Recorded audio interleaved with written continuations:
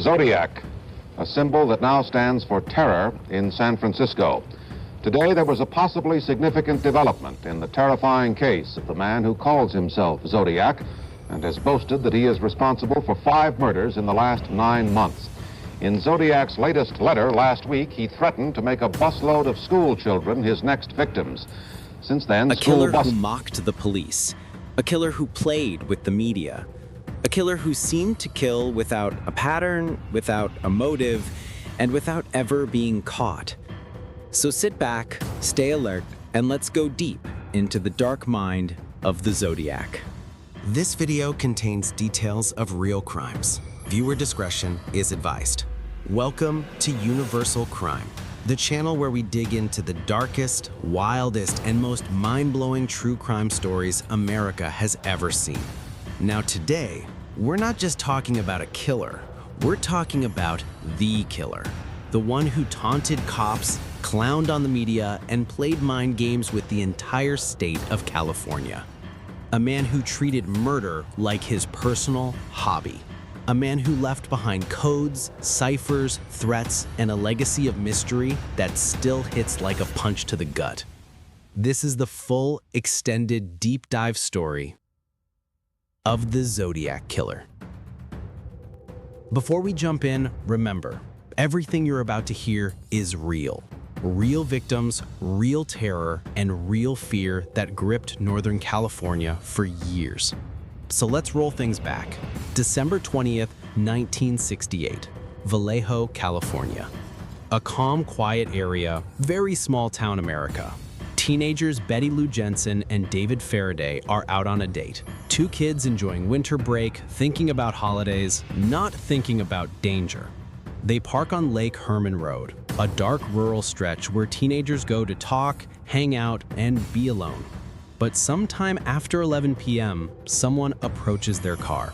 No headlights, no chatter, just footsteps in the dark. Shots fired. Both teenagers go down instantly. No robbery, no signs of struggle, no clues. The police show up totally confused. No motive, no suspects, no idea that this was the beginning of a nightmare that would play out for years. Fast forward to July 4th, 1969. Fireworks, barbecues, families celebrating America's birthday. But at Blue Rock Springs Park, the air feels different. 22-year-old Darlene Ferrin and 19-year-old Michael Mageau are parked in a car late at night.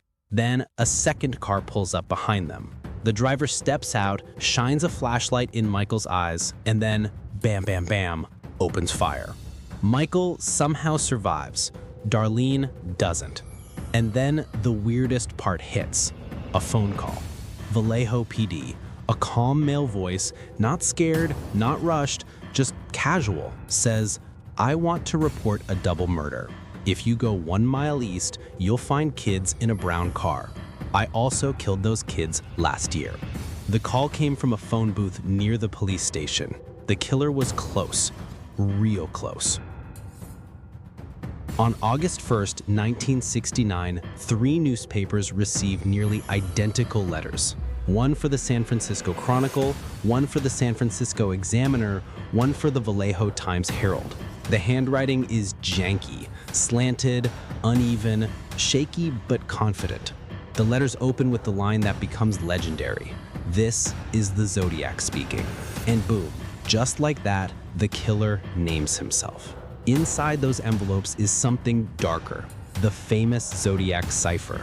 A coded message full of weird symbols that look like alien language or someone smashing the keyboard. He demands the newspapers publish the ciphers or he'll keep killing. The papers don't want to cause a panic, but they publish the letters anyway. A few days later, a high school teacher and his wife crack the largest section.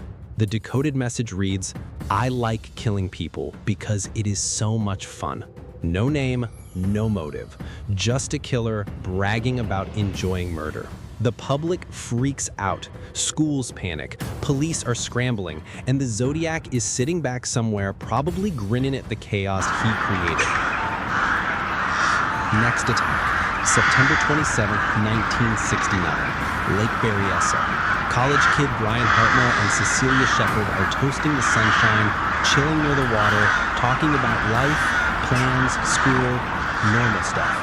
Then a man appears. Not running, not desperate, just walking toward them. He's wearing a black hood. He's got a weird cross-circle symbol on his chest. It's the Zodiac symbol. He ties them up, he stabs them. Cecilia doesn't make it. Brian survives. The Zodiac, before leaving, goes to Brian's car and writes a message. His symbol, dates of previous attacks, and the words, "by knife." He signs the crime scene like he's creating a criminal brand. Then comes October 11th, 1969, San Francisco. Taxi driver Paul Stein picks up a passenger near Union Square. They drive into Presidio Heights, a wealthy neighborhood, not the kind of place people expect violence. At the corner of Washington and Cherry, the passenger shoots Paul in the head. Teenagers across the street see it. They watch the killer wiping fingerprints off the taxi, tearing a piece of Paul's shirt. They call the police immediately. Officers show up within minutes. They see a white male walking calmly down the sidewalk, but because of a dispatcher's screw-up, they were told to look for a black male. They let him walk right by. The Zodiac literally escaped by walking past the police. Days later, the San Francisco Chronicle gets another letter. Inside, a piece of Paul Stein's bloody shirt. Attached to it is a threat that sends the whole city into panic. School children make nice targets. I shall wipe out a school bus some morning. The city freaks out. Schools change bus routes. Police follow buses. Parents are terrified. And the Zodiac, he loves the attention. Over the next months and years, letters keep coming. Some contain more ciphers. Some brag about kill counts. Some mock cops, calling them incompetent. One letter has a scoreboard. Zodiac 13, SFPD 0. The dude treated killing like a sport. Meanwhile, police across multiple counties, Vallejo, Napa, San Francisco, are trying to work together. But back in the 60s and 70s, police departments didn't share info like they do today. No internet, no unified database, no DNA testing. If one county had evidence and another had suspects, connecting the dots was slow, messy, and human. And the Zodiac took full advantage of that. Detectives start drowning in suspects, hundreds of them, but 3 names stick out. First, Arthur Lee Allen, a guy with a creepy vibe, a messed up history, and a Zodiac brand watch with the same cross-circle logo. He once told someone he wanted to call himself Zodiac, but his DNA didn't match the envelopes, his fingerprints didn't match. Cops wanted him to be the guy, but evidence didn't land. Second, Gary Francis Poste. A group decades later claimed he was the Zodiac based on photos and clues. Experts shrugged it off, no solid proof. Third, Lawrence Kane. Lived near multiple crime scenes, acted weird, matched some witness descriptions, but again, nothing solid enough to charge him. The Zodiac stayed a ghost. One of the Zodiac's most famous puzzles, the 340 cipher, remained unsolved for 51 years. FBI tried, CIA tried, code experts tried, nothing. Then in 2020, 3 private citizens cracked it. The message is, I hope you are having a lot of fun trying to catch me. I am not afraid of the gas chamber. Again, no name, just more mind games. Let's dig deeper into how the Zodiac operated. This guy didn't just kill, he curated an image, a persona. He wanted to be feared. He wanted to be famous. He wanted power, and he used the media like his personal megaphone. Every time police acknowledged him, every time newspapers printed his letters, his ego grew. He fed off the attention. The Zodiac wasn't just violent, he was unpredictable. Gun one time, knife another. A couple one day, a taxi driver another. Randomness was his weapon. Police couldn't pin him down. Psychologists couldn't build a clean profile. Citizens didn't know who to fear. The whole Bay Area lived in fear. Couples stopped going to lovers' lanes. People checked rearview mirrors. School buses got escorts. If someone breathed weird on the phone, people panicked. The Zodiac's terror wasn't just physical, it was psychological.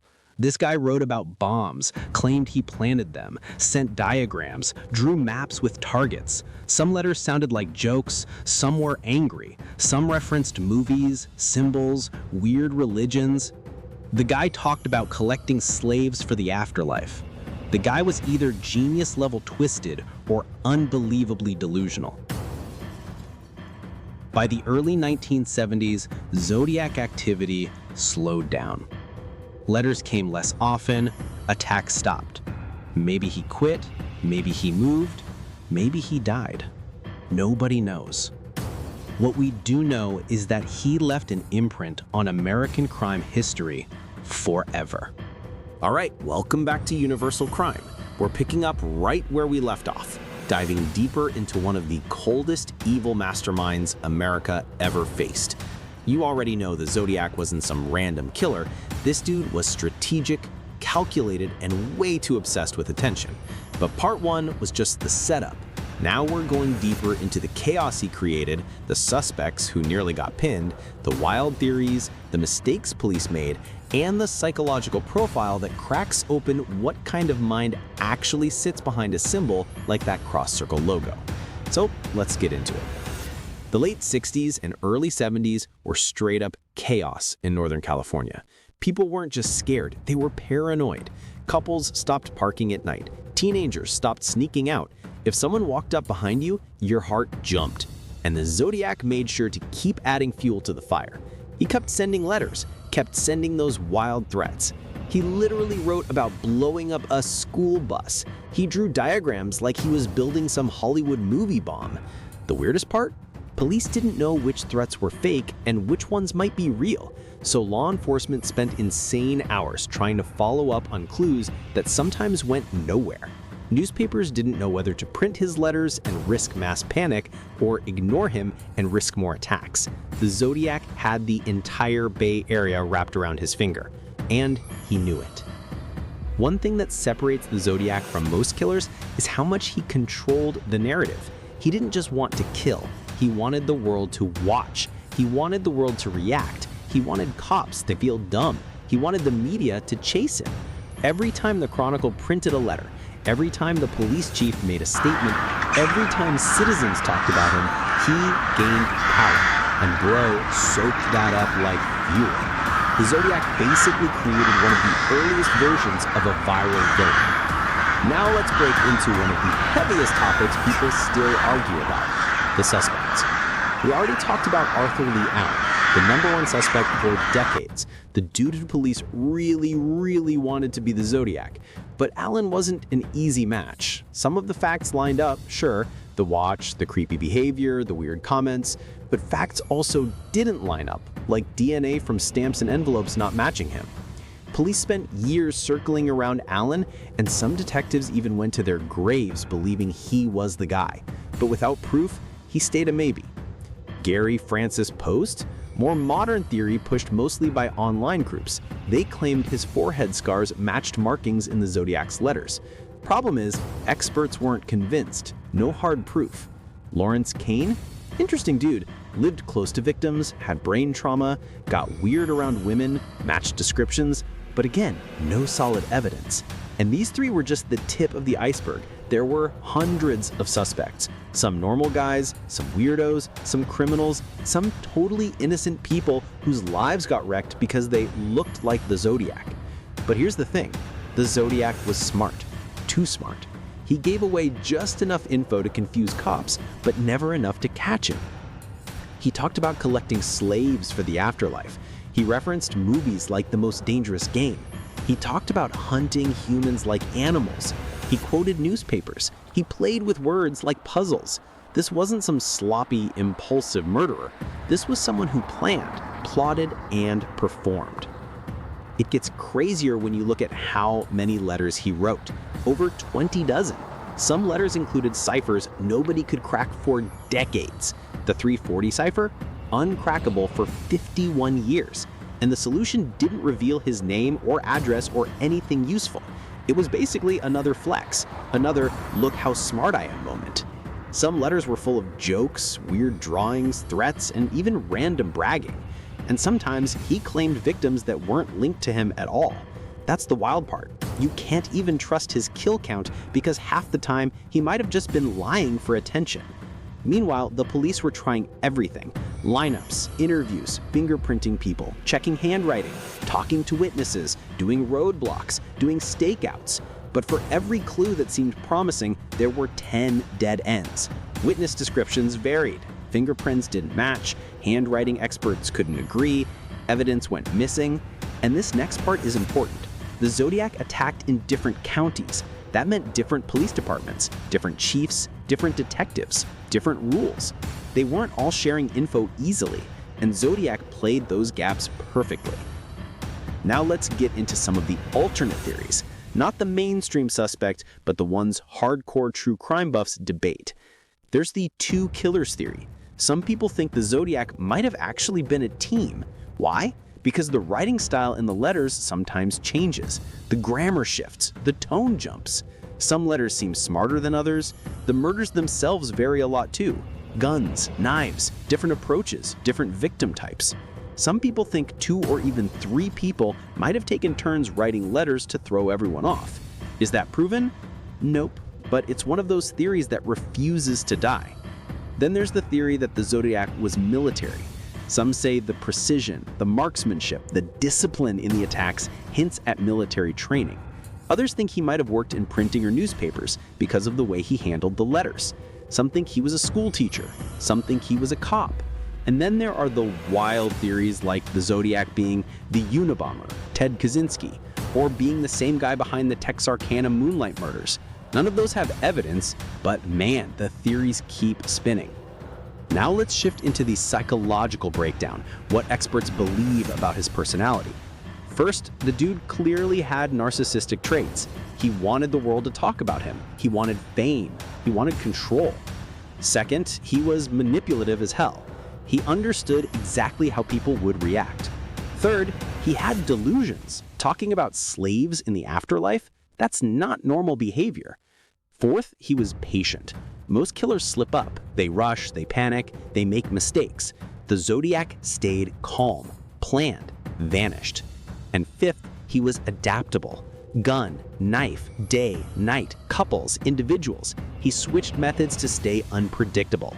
Sixth, he probably was socially invisible, the kind of guy who blends in, no one notices. Average job, average face, average life. That's the perfect mask. And seventh, he probably had a huge ego. You don't write the police 20+ letters unless you think you're the smartest guy in the room. And eighth, he probably loved watching people freak out. He fed off fear. Now let's talk about the mistakes that were made, because yes, police made some huge errors, like the dispatch mix-up that let Zodiac walk past officers after killing Paul Stine. That alone could have ended the case. Evidence got contaminated at crime scenes, not intentionally, just because back then protocols weren't as strict. Some counties didn't share info fast enough. Some leads were ignored. Handwriting analysis wasn't perfect. Technology was nowhere near what it is today. DNA testing wasn't a thing. Surveillance didn't exist, and the Zodiac knew how to take advantage of all that. But here's something that still bugs investigators. The Zodiac wasn't perfect. He did make mistakes. Witnesses saw him. He left footprints, tire tracks, a palm print, pieces of clothing, multiple letters. There's a chance one tiny piece of DNA is still sitting on one of those envelopes waiting to be identified. But so far, nothing has nailed him.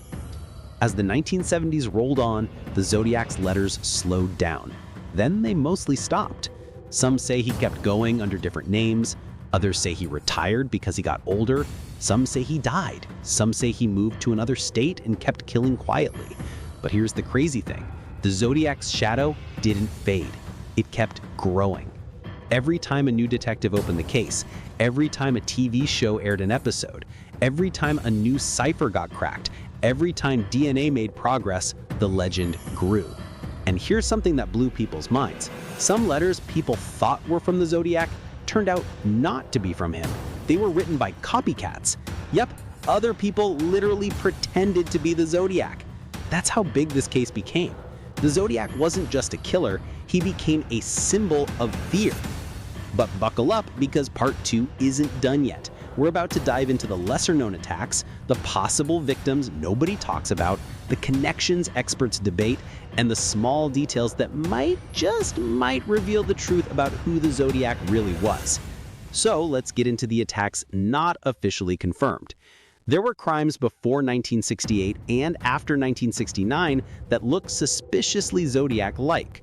For example, the 1963 beach murders of Robert Domingos and Linda Edwards. They were tied up, shot, location and style matched early Zodiac behavior. Then there was Cherry Joe Bates in 1966, murdered near a college library in Riverside, stabbed repeatedly. A handwritten confession note was sent afterward. Some experts say it was the Zodiac. Others disagree. Then there's Kathleen Jones in 1970, who said she was kidnapped by a man claiming to help her with her car. She escaped. Later, the Zodiac claimed he was the one who kidnapped her. Was he lying? Maybe, or maybe not. There were also letters later where he bragged about new murders, but without physical evidence, nobody can say for sure. The deeper you go, the more tangled it gets. That's the thing about the Zodiac. Nothing is simple. Nothing is clean. Every clue opens 5 more questions. Every suspect opens a new theory. Every letter has layers. And fear? Fear was his real weapon. He wanted to freeze people, make them afraid of the dark, afraid of parking, afraid of strangers. And he succeeded. While other serial killers wanted power over individuals, the Zodiac wanted power over entire cities. And he got it. So now we've covered the final chapter of this 2-hour deep dive into one of the coldest, smartest, and most frustrating killers America ever faced. We already covered the murders, the suspects, the chaos, and the psychology. Now we're diving into the aftermath, the modern investigation, the possible new evidence, internet theories, and the biggest question people still argue about today: could we actually catch the Zodiac with today's technology? So let's get into it. After the early 1970s, the Zodiac basically pulled a disappearing act. Letters slowed down, attacks stopped, or at least the confirmed ones did. Police tried to keep the investigation alive, but without new letters, new crimes, or new leads, the case started getting colder than the Pacific Ocean in winter. But even though he stopped writing, the public never stopped talking about him. The Zodiac case became one of those legends people whispered about at night, something that lived in movies, crime books, late-night radio shows, documentaries, forums, anywhere people obsessed over unsolved mysteries.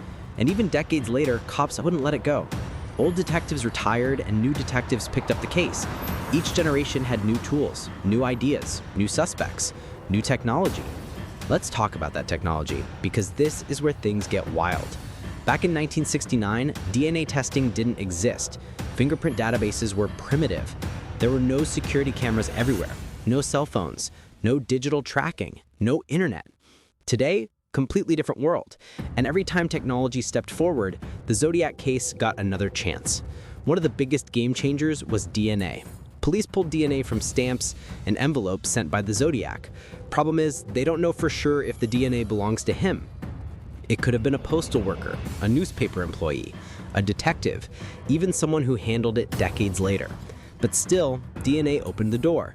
Investigators compared that DNA against top suspects, and when it didn't match Arthur Lee Allen, a huge chunk of the case shifted. Suddenly, the #1 suspect for decades looked a lot less likely. But here's the thing, the Zodiac sometimes used glue on envelopes. He didn't always lick them, which means some letters might not have any saliva. And even if they do, it might be incomplete DNA, damaged, mixed, too degraded to analyze fully. So the case didn't get solved, but it didn't die either. Then we have genealogy DNA. This is the same tech that caught the Golden State Killer in 2018. Police can take DNA from a crime scene, upload it to public genealogy databases, and find distant relatives. Then they build a family tree and narrow down suspects. People thought this tech would finally crack the Zodiac case wide open, but there's a problem. They still don't know if the Zodiac's actual DNA is on those stamps. Without confirmed DNA, genealogy doesn't work, and the case stays stuck in limbo. Next up, handwriting analysis. For decades, handwriting experts studied the Zodiac's letters. The problem? Handwriting is subjective. What one expert sees, another disagrees with. Some say the Zodiac changed his writing on purpose. Others say he didn't. The truth is, handwriting analysis is helpful, but not enough to close a case. Another tool police used was fingerprinting. But the partial fingerprint found on one of the Zodiac letters could have been anyone. A clerk, a detective, a printer, plus the Zodiac wiped prints at the Paul Stein murder scene. And that wiped print, also too partial to confirm. Basically, the case became a giant puzzle where every piece is blurry. But the internet changed everything. In the early 2000s, internet forums exploded with amateur detectives. People spent thousands of hours digging through resources, comparing suspects, cracking codes, analyzing letters. Some theories were smart, some were wild, some were straight up insane. People thought their neighbors were the Zodiac, their exes, their uncles, their teachers, their old bosses. The Zodiac case turned into the world's biggest true crime rabbit hole. And then came YouTube. Millions of views, new analysts, new documentaries, new clues. People slowed down audio recordings, zoomed in on photos, recreated ciphers, dug up police files, contacted surviving witnesses. It was like the whole world became one massive investigation team. But even with all that, the Zodiac stayed one step ahead, just like he always was. Now let's talk about the final chapter of this 2-hour deep dive into one of the coldest, smartest, and most frustrating killers America ever faced. We already covered the murders, the suspects, the chaos, and the psychology. Now we're diving into the aftermath, the modern investigation, the possible new evidence, internet theories, and the biggest question people still argue about today. Could we actually catch the Zodiac with today's technology? So let's get into it. After the early 1970s, the Zodiac basically pulled a disappearing act. Letters slowed down, attacks stopped, or at least the confirmed ones did. Police tried to keep the investigation alive, but without new letters, new crimes, or new leads, the case started getting colder than the Pacific Ocean in winter. But even though he stopped writing, the public never stopped talking about him. The Zodiac case became one of those legends people whispered about at night, something that lived in movies, crime books, late-night radio shows, documentaries, forums, anywhere people obsessed over unsolved mysteries. And even decades later, cops wouldn't let it go. Old detectives retired and new detectives picked up the case. Each generation had new tools, new ideas, new suspects, new technology. Let's talk about that technology, because this is where things get wild. Back in 1969, DNA testing didn't exist. Fingerprint databases were primitive. There were no security cameras everywhere, no cell phones, no digital tracking, no internet. Today, completely different world. And every time technology stepped forward, the Zodiac case got another chance. One of the biggest game changers was DNA. Police pulled DNA from stamps and envelopes sent by the Zodiac. Problem is, they don't know for sure if the DNA belongs to him. It could have been a postal worker, a newspaper employee, a detective, even someone who handled it decades later. But still, DNA opened the door. Investigators compared that DNA against top suspects. And when it didn't match Arthur Lee Allen, a huge chunk of the case shifted. Suddenly, the number one suspect for decades looked a lot less likely. But here's the thing. The Zodiac sometimes used glue on envelopes. He didn't always lick them, which means some letters might not have any saliva. And even if they do, it might be incomplete DNA, damaged, mixed, too degraded to analyze fully. So the case didn't get solved, but it didn't die either. Then we have genealogy DNA. This is the same tech that caught the Golden State Killer in 2018. Police can take DNA from a crime scene, upload it to public genealogy databases, and find distant relatives. Then they build a family tree and narrow down suspects. People thought this tech would finally crack the Zodiac case wide open. But there's a problem. They still don't know if the Zodiac's actual DNA is on those stamps. Without confirmed DNA, genealogy doesn't work, and the case stays stuck in limbo. Next up is handwriting analysis. For decades, handwriting experts studied the Zodiac's letters. The problem? Handwriting is subjective. What one expert sees, another disagrees with. Some say the Zodiac changed his writing on purpose, others say he didn't. The truth is, handwriting analysis is helpful, but not enough to close a case. Another tool police used was fingerprinting. but the partial fingerprint found on one of the Zodiac letters could have been anyone, a clerk, a detective, a printer. Plus, the Zodiac wiped prints at the Paul Stine murder scene, and that wiped print also too partial to confirm. Basically, the case became a giant puzzle where every piece is blurry. But the internet changed everything. In the early 2000s, internet forums exploded with amateur detectives. People spent thousands of hours digging through resources, comparing suspects, cracking codes, analyzing letters. Some theories were smart, some were wild, some were straight-up insane. People thought their neighbors were the Zodiac, their exes, their uncles, their teachers, their old bosses. The Zodiac case turned into the world's biggest true crime rabbit hole. And then came YouTube. Millions of views, new analysts, new documentaries, new clues. People slowed down audio recordings, zoomed in on photos, recreated ciphers, dug up police files, contacted surviving witnesses. It was like the whole world became one massive investigation team. But even with all that, the Zodiac stayed one step ahead, just like he always was. Now let's talk about the modern suspects people argue about today. First up is Richard Gaikowski. This dude had some interesting connections. He worked at a newspaper, he was in the right places at the right times, his voice allegedly matched the Zodiac's phone calls, some circumstantial stuff lined up, but no hard proof. Then there's Ross Sullivan, a library worker with mental health issues, wore similar clothing to the Lake Berryessa costume, lived near the Sherry Ju Bates murder. Some coworkers said he acted strange after her death, but again, no real evidence. Then there's Earl Van Best Jr. His son wrote a whole book claiming his dad was the Zodiac. The book went viral, but investigators weren't convinced. Then there's the Casebreakers group claiming Gary Francis Post was the Zodiac. They talked about facial scars, old photos, weird connections, but law enforcement said none of it proves anything. And that's the whole problem.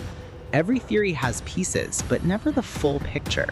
The Zodiac is like smoke. You see it, you smell it, you feel it, but try to grab it and it slips through your fingers. Now let's get into something people don't talk about enough: why the Zodiac disappeared. Serial killers rarely just stop. They get caught, they die, they burn out, or they get too old and can't physically do it anymore. Some investigators think the Zodiac might have been arrested for another crime, or maybe he moved to another state and kept killing quietly.